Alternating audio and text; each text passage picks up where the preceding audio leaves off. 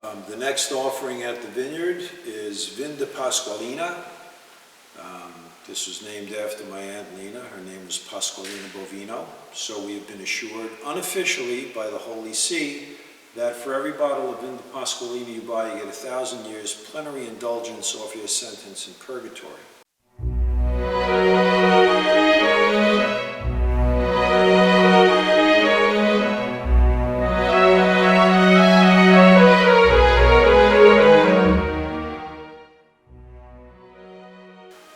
Just something to keep in mind. At any rate, this is a Rosé. A moment to open it.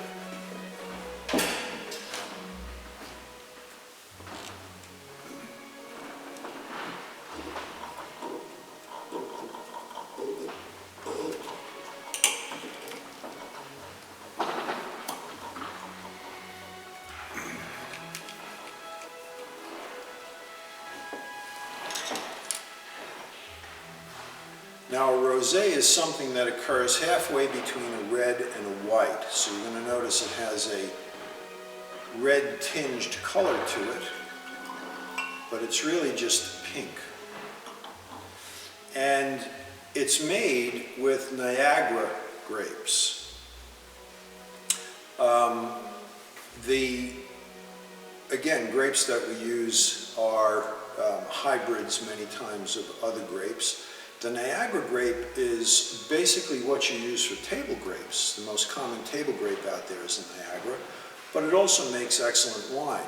So again, we're going to look at the color and the clarity. And the color here is a beautiful pink rosé. If you've ever had a rosé champagne or anything like that, it's a very distinctive color. It's a pinkish red. It's beautiful color and it has a beautiful clarity to it. And what we're going to notice right away is that this is an extraordinarily aromatic wine, which is very emblematic of this particular type of grape. And it just smells incredible. It's sweet, it's monumentally fruity, and the only way you can really adequately describe this is it's very grapey.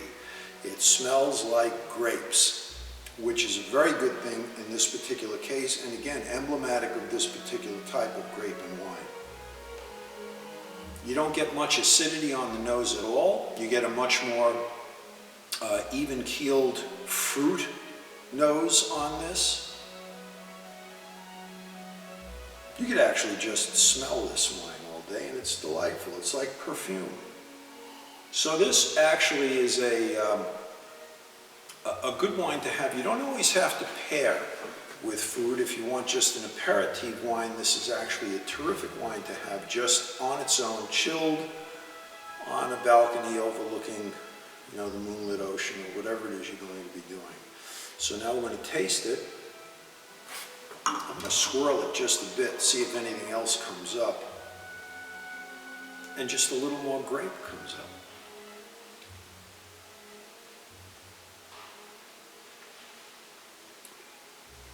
And that's beautiful. You would think that that was a sweet wine, but there's really not a lot of residual sugar in there. It's actually somewhat of a dry wine. It's just that it's so grapey that it actually tricks your palate into thinking it's on the sweeter side, but it's not. So this is a really delicious, very, very fruity wine. And what we usually do with this, if you are so inclined, and we do have a secret family recipe for those of our customers who frequent the vineyard a lot, for a sangria that's made with this wine. That's absolutely knockout. We have had in the past tastings where we will pair this with foods.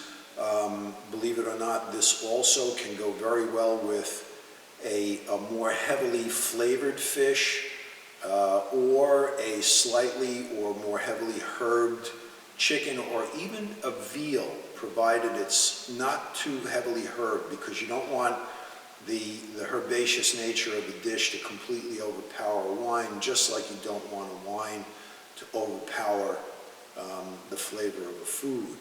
So it's interesting because The food is actually going to make the wine taste better. Just like the wine will frequently make the food taste better, the opposite is true also.